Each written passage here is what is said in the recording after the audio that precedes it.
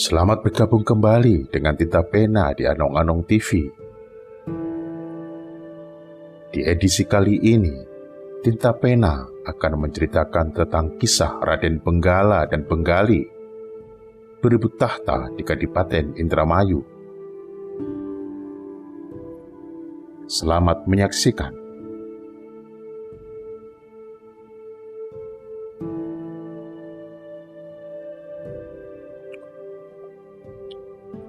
Perjalanan sejarah Indramayu diwarnai dengan kisruh perebutan tahta.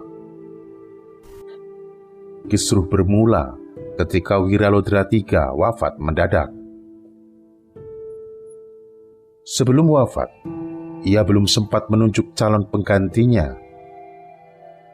Sementara di sisi lain, Raden Benggala selaku putra tertua menganggap diri paling pantas menggantikan kedudukan ayahnya.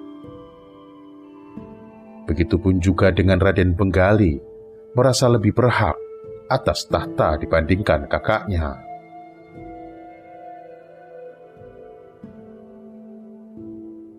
Pertentangan kedua saudara kembar itu berlangsung berlarut-larut. Masing-masing memiliki pengikut setianya sendiri-sendiri, sehingga pemerintahan di Kadipaten Indramayu terpecah menjadi dua kubu, masing-masing bersikukuh dengan ego dan nafsunya sendiri-sendiri. Sementara di sisi lain, Kesultanan Mataram yang berkedudukan sebagai pemerintah pusat sedang diguncang pemberontakan. Suasana semacam itu akhirnya dimanfaatkan VOC Belanda untuk merebut Indramayu dari kekuasaan Mataram. Kisruh perebutan tahta antara Raden Benggala dan Benggali yang melibatkan campur tangan VOC Belanda dikisahkan dalam naskah Babadermayu. Peristiwa terjadi selepas Raden Sawerdi yang bergelar Wiralodra III wafat mendadak. Dalam Babadermayu disebutkan bahwa Wiralodra III mempunyai 4 orang anak, 2 orang laki-laki kembar yang diberi nama Raden Benggala dan Raden Benggali. Anak ketiga berjenis kelamin perempuan yang kelak diperistri oleh Raden Singawijaya. Sedangkan anak terakhir berjenis kelamin laki-laki yang diberi nama Wangsa Winata. Ketika Wiralodra III meninggal dunia, ia belum sempat mewasiatkan siapa yang kelak menduduki jabatan Adipati Indramayu. Sehingga para pembesar di Indramayu merencanakan pengangkatan Raden Benggala sebagai adipati selanjutnya. Pertimbangannya adalah karena kedudukannya sebagai anak tertua.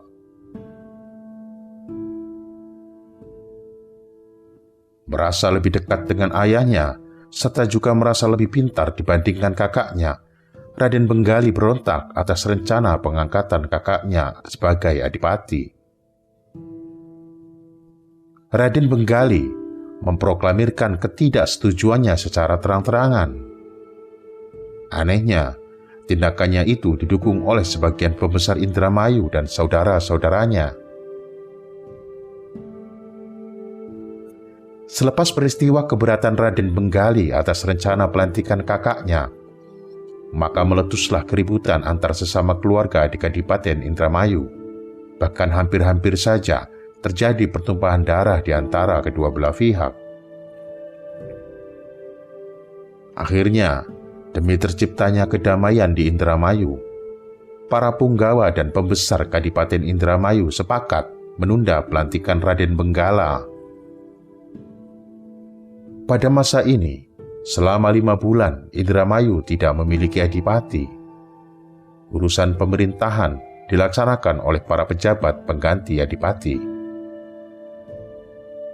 Mengamati kondisi Indramayu yang kacau karena kisruh perebutan tahta dan tidak terurus oleh Kesultanan Mataram, VOC Belanda memanfaatkan suasana.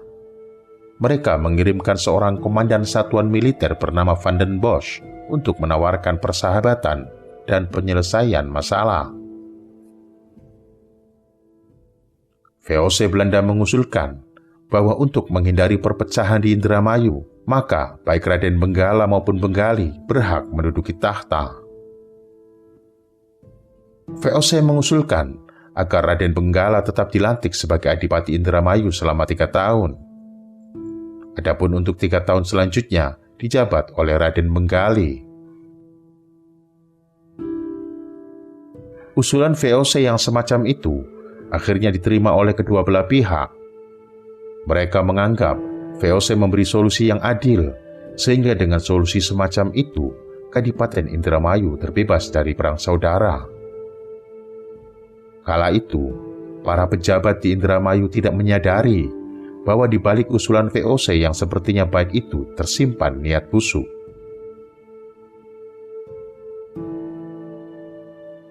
Selepas disahkannya kesepakatan di antara kedua belah pihak, Raden Benggala dilantik menjadi Adipati Indramayu dengan gelar Wiralodra IV. Sementara Raden Benggali dibawa oleh VOC Belanda ke Batavia. Ia dijadikan sebagai tamu kehormatan oleh Belanda. Pada saat menjadi tamu kehormatan di Batavia, pemikiran Raden Benggali sedikit demi sedikit terpengaruh oleh Belanda.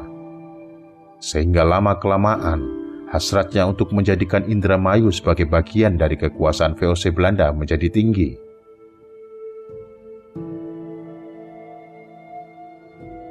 Pada masa pemerintahan Wiralodra IV, Indramayu cenderung tidak stabil.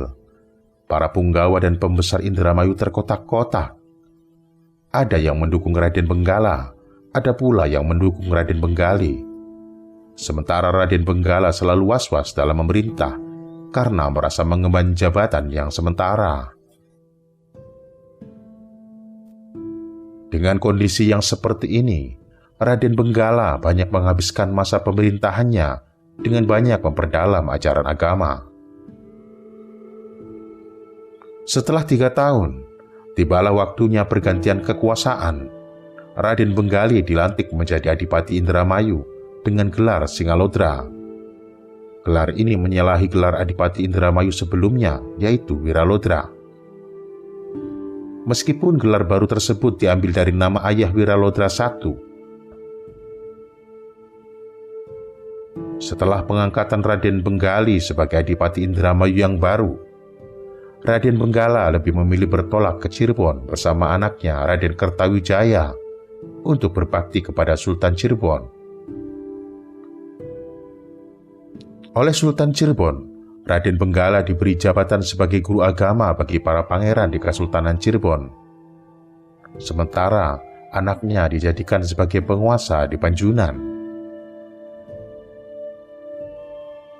Pada masa pemerintahan Raden Benggali, Indramayu secara politik betul-betul dikendalikan Belanda. Segala kebijakan pemerintahan menuruti ide maupun saran Belanda. Namun, pemerintahan Raden Benggali tidak bertahan lama, sebab baru saja memerintah selama 3 bulan, ia diterjang penyakit misterius sehingga menyebabkannya wafat.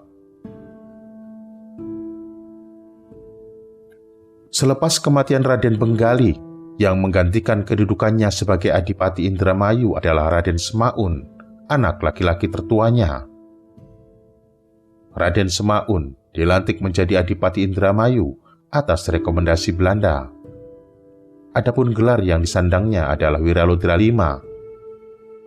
Dalam urusan gelar, Raden Semaun bertolak belakang dengan pendapat ayahnya yang memilih gelar Singalodra.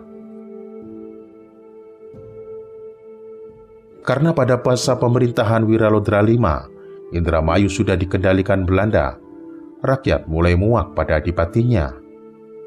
Mereka menganggap pemimpin mereka lemah dan tidak lebih dari boneka dan kaki tangan Belanda. Sementara di sisi lain, berbarengan dengan masa pemerintahan Wiralodra V, di wilayah Cirebon meletus pemberontakan yang dimotori oleh Bagus Rangin, seorang pejuang kenamaan asal Batarjati, Majalengka, yang menentang para penguasa yang menjadi kaki tangan Belanda. Perjuangan Bagus Rangin mendapat dukungan dari rakyat Indramayu. Oleh karena itu, mereka berniat merampas Kadipaten Indramayu dari tangan Wiralodra V. Bagus Rangin memiliki ribuan pejuang yang tangguh. Di antara para pemimpin pasukan yang terkenal adalah Bagus Kandar, Bagus Surapersada, Bagus Leja, Bagus Sena, Bagus Serit, dan lain sebagainya. Rencana penaklukan Indramayu di bawah komando Bagus Rangin disusun dengan matang. Namun rencana penyerangan dibocorkan oleh seorang wanita bernama Nyijaya. Nyijaya melaporkan rencana Bagus Rangin kepada Wiralodra V, sehingga Wiralodra V mengutus Patih Astanaya untuk memadamkan pemberontakan dengan membawa ribuan bala tentara Indramayu menuju Batarjati. Akan tetapi, upaya penumpasan ternyata gagal. Patih Astanaya dan sebagian besar prajurit Indramayu justru dapat mudah dibantai oleh para pemberontak. Kekalahan Indramayu membuat Wiralodra V terpukul. Sementara bagi pemberontak, kemenangan tersebut dianggap sebagai jalan membuka menuju penaklukan Indramayu. Oleh karena itu, para pemberontak bergerak menuju pendopo Indramayu untuk merebut pusat pemerintahan. Akan tetapi, sebelum pemberontak menyerbu pendopo, Wiralodra V dengan cepat meminta bantuan Belanda. Setibanya di Indramayu, perang yang didahului dengan tipu muslihat Belanda akhirnya mengalahkan pemberontak.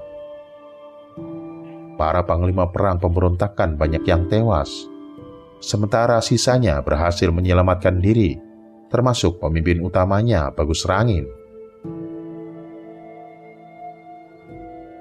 Keberhasilan Belanda dalam menumpas pemberontakan di Indramayu rupanya harus dibayar mahal oleh Wiralodra V.